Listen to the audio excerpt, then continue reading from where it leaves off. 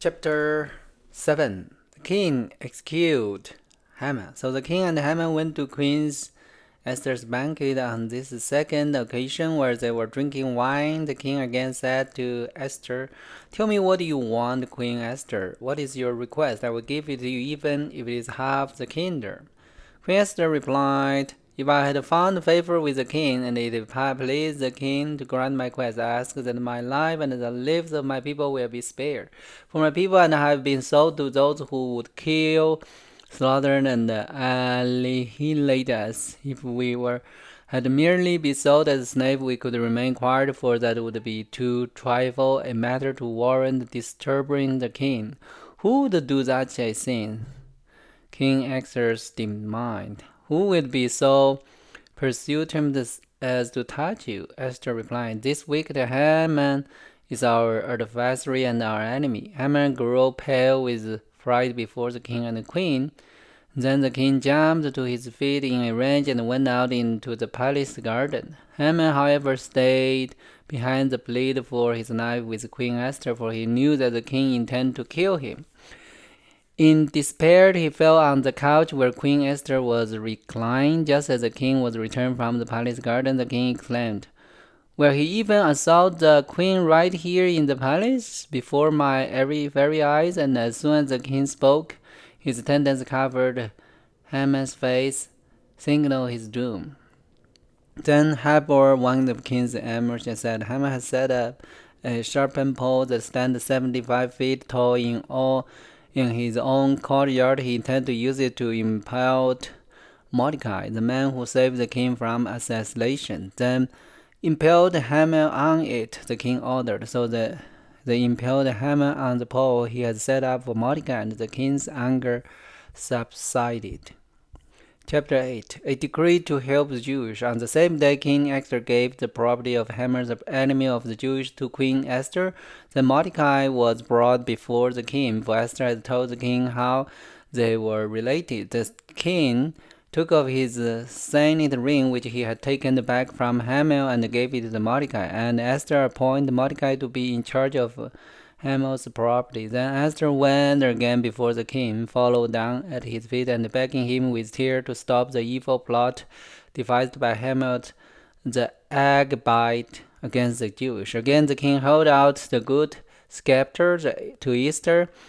So he rose and stood before him. Esther said, "If it please the king, and if I had found favor with him, and if he think he is right, and if I please to him, let there be a decree that reversed the order of Haman, son of Hamdas the Agagite, who ordered the Jews throughout all the king's province should be destroyed. For how can I endure to see my people and my family slaughtered and destroyed?" Then King Esther said to the Queen Esther and Mordecai the Jewish, "I've given Esther the property of Haman, and he has been impaled on the pole because he tried to destroy the Jewish. Now go ahead and send a message to the Jewish in the king's name. Tell them whatever you want and seal it with the king's signet ring. But remember that whatever has already been written in the king's name and sealed with his signet ring can never be revoked." So on June 25th, the king's secretary was summoned, and the decree was written exactly as Mordecai dedicated. It was sent to Jewish and the highest officer and the governor and the noble of all the 127 provinces from India to Ethiopia. The decrees were written in the script and the language of all the people of the empire, including that of the Jewish. The decrees was written in the name of King Esther and sealed with the king's signet ring. Mordecai sent the dispatch by a swift messenger who rode faster horses, especially bred for the king's service. The king's decrees gave the Jewish in every city authority to unite, to defend the lives. They were allowed to kill, slaughter, and eliminate anyone of the nationality or province who might attack them or their children and wives, and to take the property of their enemies. The day chosen for this event throughout all the province of King Esther was March 7th of the next year. A copy of this decree was to be issued as law in every province and proclaimed to all people, so that the Jewish would be ready to take a revenge on their enemy on the appointed day.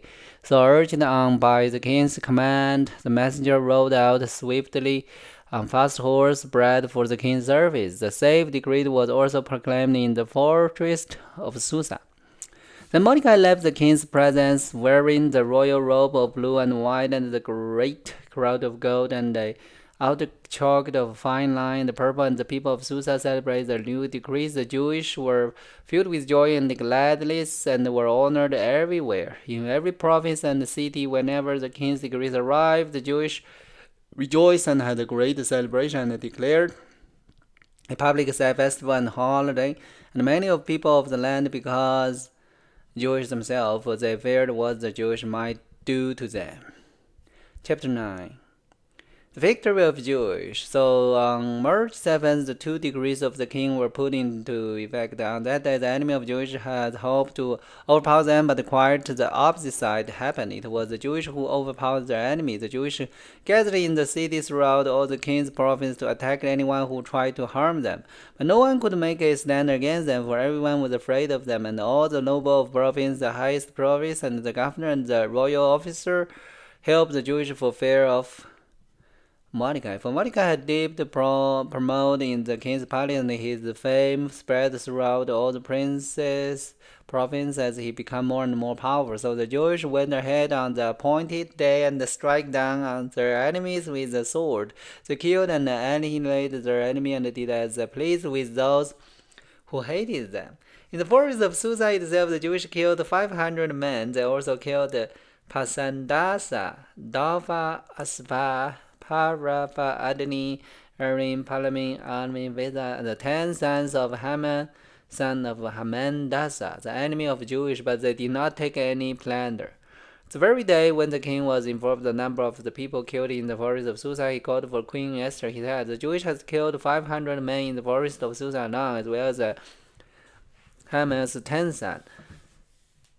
If they have done that here, what has happened in the rest of the province? But now, what more do you want? It will be granted to you. Tell me, and I will do it." Esther replied, "If it please the king, give the Jewish in Susa permit to do again tomorrow as they have done today, and let the body of the Haman's 10 sons be impaled on a post." The king agreed, and the decrees was pronounced in Susa, and they impaled the body of the Susa's 10 sons. Then the Jewish at Susa gathered together at the March 8th and killed 300 more men. Again, they took no plunder.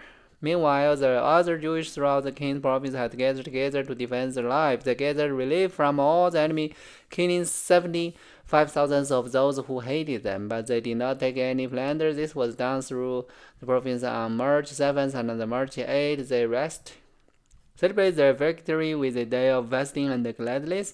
The Jews at Susa killed the enemy on March 7th and again on March 8th, then restored on March 9th, make that their day of fasting and gladness. So to this day, rural Jews living in the remote village celebrate every family and holiday on the appointed day in late winter, when they rejoice and send a gift of food to each other, the festival of Purim. Mordecai recorded this event and sent letters to the Jewish near and far throughout all the princes of King Esther, calling on them to celebrate the annual festival on these 2 days. He told them to celebrate this day with fasting and gladness, and by giving gift of food to each other, to presents to the poor. This would commemorate a time when the Jewish gained relief from the enemy, when their sorrow who turned into gladness and their mourning into joy. So the Jews accept Mordecai's proposal and adopt this annual custom. Haman, son of Hammedas and Agnes, the enemy of Jewish, had plotted to crush and destroy them on the day determined by casting out. The Lord was called Purim. But when Esther came before the king, he issued a decree that caused Haman's evil plot to backfire, and Haman and his son were impaled on the sharper pole. This is why the celebration is called Purim, because it's the ancient word for casting out. So because of Mordecai's letter and because of what they have experienced, the Jews throughout the realm agreed to inaugurated this tradition and passed it on their descendants and to all who become Jewish. They declared they would never fail to celebrate this prescribed day at the appointed time each year. This day would be remembered and kept from generation to generation and celebrated by every family throughout the province and the cities of the empire. This festival of Purim would never cease to be celebrated among the Jewish, nor would the memory of what happened ever died out among their descendants. Then Queen Esther, the daughter of Abihail, along with Mordecai the Jewish, wrote another letter putting the queen's full authority behind Mordecai's letter to establish the festival of Purim. Another wishing peace and the secretary were sent to the Jewish throughout the 127 provinces of the Empire of Axis. This letter established the festival of Purim, an annual celebration of this day at the appointed time, decreed by both Mordecai and the Jewish, the Queen Esther. The people decided to observe this festival just as they had decided for themselves and their descendants to establish the time of fasting and mourning. So the command of Esther confirmed the practice of Purim, and it will all written down in the record. Chapter 10. The greatest Esther and Mordecai. King has imposed tribute throughout his even to the descendants of the coastland. He great achievement and full account of the great event of whom the king has promised recording the book of history with King Media and Persia. Mordecai the Jewish becomes the prime minister who authorized next to the king Esther himself. He was very great among the Jewish who held him in the high esteem because he continued to work for the good of his people and spoke up for the welfare of all their descendants. Alright, I think Mordecai.